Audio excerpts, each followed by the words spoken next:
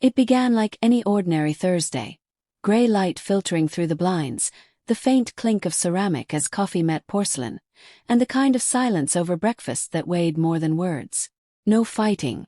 No screaming.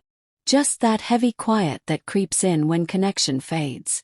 She was already sitting at the table when I walked in, hunched slightly, eyes locked to her phone screen, thumbs dancing as if the device were more deserving of her attention than the man she once promised forever to.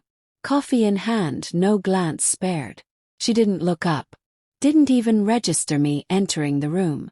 "Good morning," I said, softly but deliberately. She didn't answer. Didn't flinch. I might as well have been a gust of air. But I wasn't surprised. That level of detachment doesn't happen overnight. It seeps in slowly.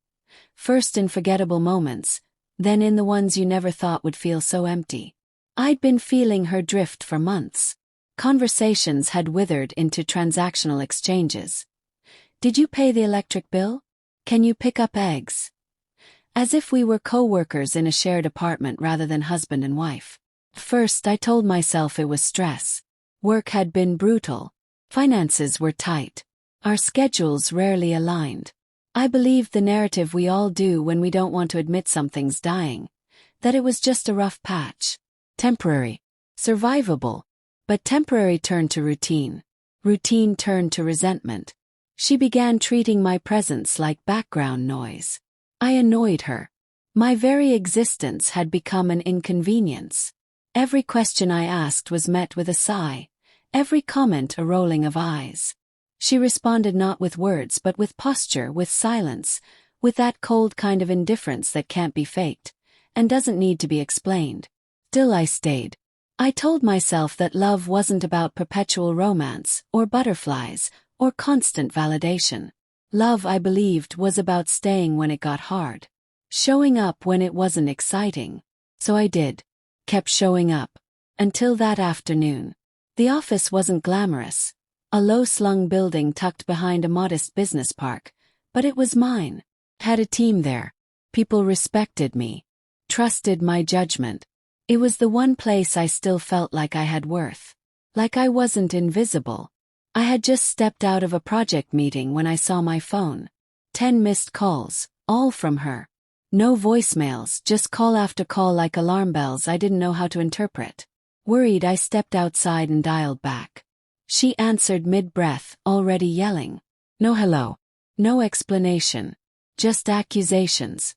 She said I was cold. Emotionally unavailable. Distant. She accused me of cheating. An irony so sharp I nearly laughed.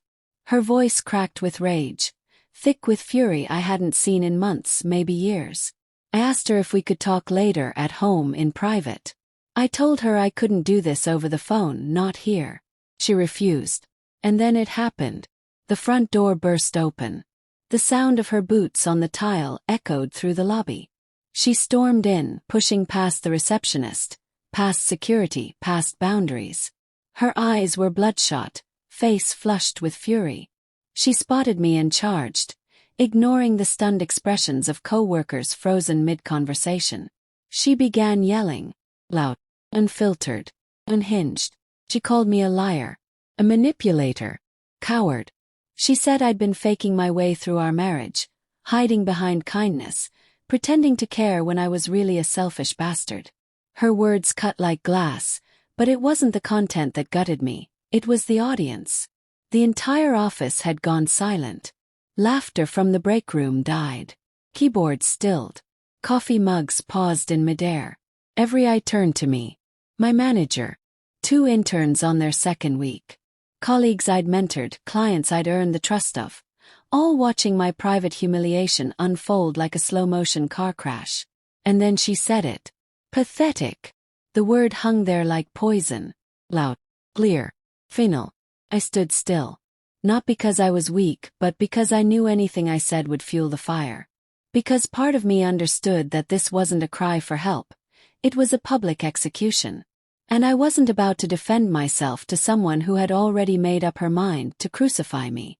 Security eventually escorted her out. She didn't resist. Her voice kept rising, echoing through the glass until the doors sealed behind her and the noise stopped.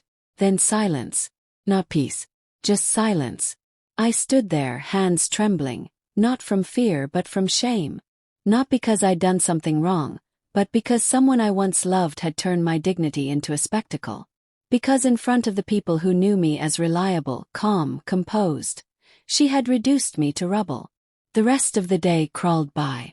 People tried to act normal. Smiles were tighter. Conversations shorter. Pity lingered in the air like stale perfume. At 5 p.m. on the dot I left. No goodbyes. No elevator talk. Just a long, quiet walk to my car. The sky was darkening. The world didn't feel changed, but I did. When I pulled into our driveway, I didn't move. I sat in the driver's seat for what felt like hours, staring at the front door like it was the mouth of a cave I was no longer sure I wanted to enter. I thought about the countless nights I stayed when I wanted to go, the apologies I gave to keep the peace, the quiet dinners, the ignored birthdays, the way I kept trying to fix something she kept breaking. Eventually I went inside. She was on the couch, arms crossed, eyes burning. No apology. No remorse. Just waiting to continue the war. I didn't argue. I didn't shout. I didn't ask why. I walked past her into the bedroom, pulled a duffel bag from the closet, and started packing. Shirts, toothbrush, few documents, my charger, my wallet. That was it. She followed, alarmed. "Where are you going?" she asked, voice high with disbelief and panic. I zipped the bag. "Oh, seriously," she snapped. "You're just going to run away." I looked her in the eye. "No," I said. "I'm walking away. There's a difference." I didn't slam the door. Didn't leave a dramatic letter. I simply walked out into the night. And the air smelled different. Like freedom. That first night was the hardest. Not because I missed her, but because the silence was deafening.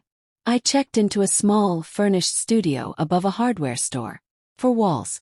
1 window. No pictures. No perfume. Just stillness. And God, I could breathe again. My phone buzzed all night. At first, angry text. "Coward. Come home. Grow up." Then, slowly, it shifted. "We need to talk. Please call me." By midnight. "I'm sorry. I didn't mean it. Please, I didn't respond. Not out of malice. But because I needed peace more than I needed her to understand. I tried explaining myself for years. Every time it ended in deflection, sarcasm, silence. Now she wanted clarity. Well, what I needed was silence. So I muted her number. Not block. Just fit. And silence became power. The next morning I woke before the sun, made a cup of black coffee, and stood on the tiny balcony watching the world wake up. The city didn't care that I'd left my wife. But I did. Finally cared about me. Because for too long I'd confused endurance with love. I thought holding on was noble. That being patient made me strong. But there's nothing noble about letting yourself be disrespected. In the days that followed, I didn't explain myself to friends. I didn't want their pity. People love to pick sides. Offer advice. Treat your life like a puzzle they can solve with cliches. I didn't need that. I needed space. So I worked, came home, rebuilt something the world couldn't see. Self-respect. Her messages kept coming. Voice notes, old photos. One from a fall cabin trip. Gold leaves, fake smiles. I remembered how we barely spoke that day. Nostalgia can't fix character. Coworker called me on day 4. Said she'd stopped by the office again. This time calmer. Said she was worried. Told people we'd had a misunderstanding. Tried to save face. But I knew what she didn't. I hadn't left to punish her. I left because I was done. Eventually, I opened one of her texts. She blamed stress. Blamed hormones. Said she didn't mean the things she said. But disrespect isn't about momentary anger. It's about comfort. How comfortable someone feels lashing out. How easily contempt becomes habit. You can't rebuild trust on that foundation. You can't unfeel that erosion. So I stayed silent. Her messages got shorter. Desperate. Are you really not going to respond? You said you loved me. Please talk to me. Asterisk. I almost replied. Almost.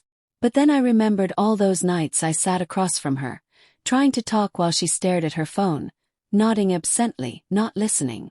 I'd lived in silence long before I left. Now it was her turn. And it wasn't punishment, it was reflection. Eventually she started contacting others. My brother, my coworker, even messaged my supervisor on LinkedIn saying it was urgent. I didn't respond, because something inside me had shifted. Asterisk clarity star. I had spent years being the fixer, the absorber of chaos, the one who swallowed hurt just to keep the peace. But you can't build a life with someone who keeps throwing bricks. I wasn't angry anymore. I was done.